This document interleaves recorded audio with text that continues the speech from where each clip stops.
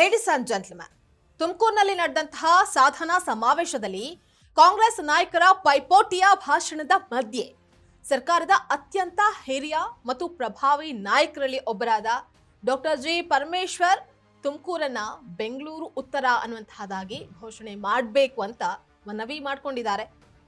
ಹಾಗಾದ್ರೆ ತುಮಕೂರು ಜಿಲ್ಲೆಯನ್ನ ಬೆಂಗಳೂರು ಉತ್ತರ ಮಾಡೋದಕ್ಕೆ ಬೇಡಿಕೆ ಇಟ್ಟಿದ್ಯಾಕೆ?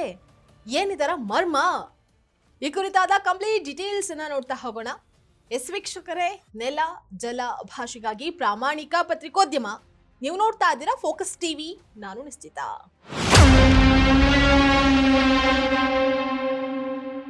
ಕರ್ನಾಟಕ ರಾಜಕಾರಣದಲ್ಲಿ ಉಪಮುಖ್ಯಮಂತ್ರಿ ಡಿ.ಕೆ. ಶಿವಕುಮಾರ್ ಹಾಗೆ ಗೃಹ ಸಚಿವ ಡಾಕ್ಟರ್ ಜಿ ಪರಮೇಶ್ವರ್ ಅವರ ಒಡನಾಟ ಮೇಲ್ನೋಟಕ್ಕೆ ಅತ್ಯಂತ ಸೌಹಾರ್ದಯುತವಾಗಿದ್ರು.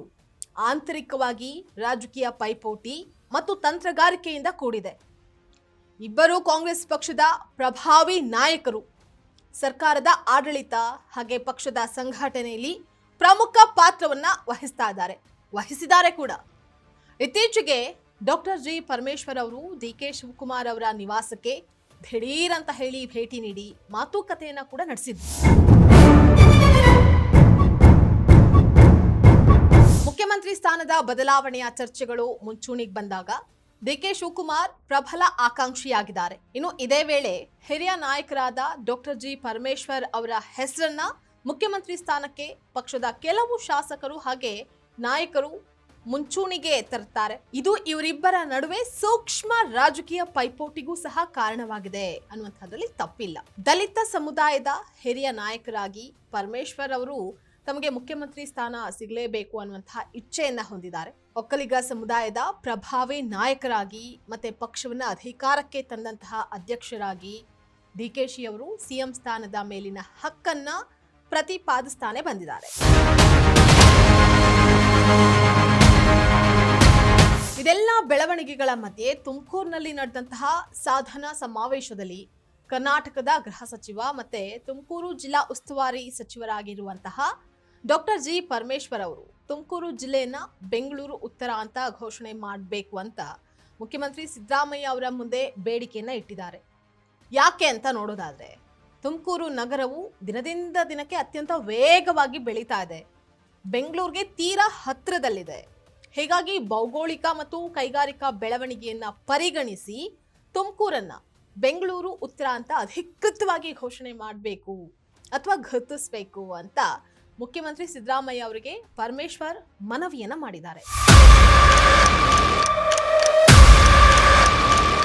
ಉಪಮುಖ್ಯಮಂತ್ರಿ ಡಿ.ಕೆ. ಶಿವಕುಮಾರ್ ಅವರು ರಾಮನಗರ ಮತ್ತು ಬಿಡದಿ ಭಾಗವನ್ನ ಬೆಂಗಳೂರು ದಕ್ಷಿಣ ಅಂತ ಮರು ನಾಮಕರಣ ಮಾಡುವಲ್ಲಿ ಯಶಸ್ವಿಯಾಗಿದ್ದಾರೆ.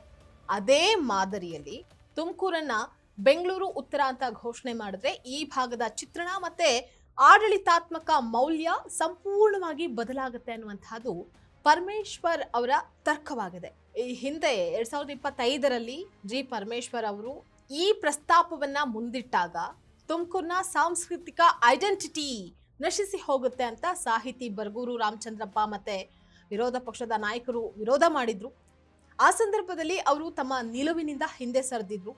ಆದರೆ ಈಗ ಮತ್ತೊಮ್ಮೆ ಸರ್ಕಾರದ 3 ವರ್ಷಗಳ ಸಾಧನಾ ಸಮಾವೇಶದ ವೇದಿಕೆಯಲ್ಲಿ ಮತ್ತೊಮ್ಮೆ ಅಧಿಕೃತವಾಗಿ ಸಿಎಂ ಮುಂದೆ ಈ ಬೇಡಿಕೆಯನ್ನ ಪ್ರಸ್ತಾಪ ಮಾಡಿದ್ದಾರೆ.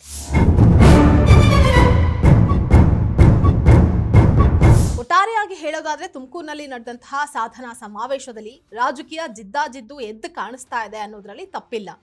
ಅತ್ತ ಡಿ.ಕೆ. ಸಾಹೇಬ್ರು, ಇತ್ತ ಪರಂ, ಇವರಿಬ್ಬರಲ್ಲಿ ಯಾರಾಗ್ತಾರೆ ಸಿಎಂ ಅನ್ನುವಂತಹ ಕುತೂಹಲ ಕೂಡ ಹೆಚ್ಚಾಗಿದೆ. ಸಾಧನಾ ಸಮಾವೇಶದಲ್ಲಿ ಪರಮೇಶ್ವರ್ ಇಟ್ಟಂತಹ ಬೇಡಿಕೆ ಈಡೇರುತ್ತಾ ಇಲ್ಲ ಬರೀ ಕನಸಾಗಿಯೇ ಉಳಿದುಕೊಳ್ಳುತ್ತಾ ಅನ್ನುವಂತಹದನ್ನ ಕಾದ್ ನೋಡ್ಬೇಕಾಗಿದೆ. ಇದಾಗಿತ್ತು ಇವತ್ತಿನ ಪೊಲಿಟಿಕಲ್ ಅಪ್ಡೇಟ್. ನೆಲ ಜಲ ಭಾಷೆಗಾಗಿ ನೋಡ್ತಾ ಇರಿ ಫೋಕಸ್ ಟಿವಿ.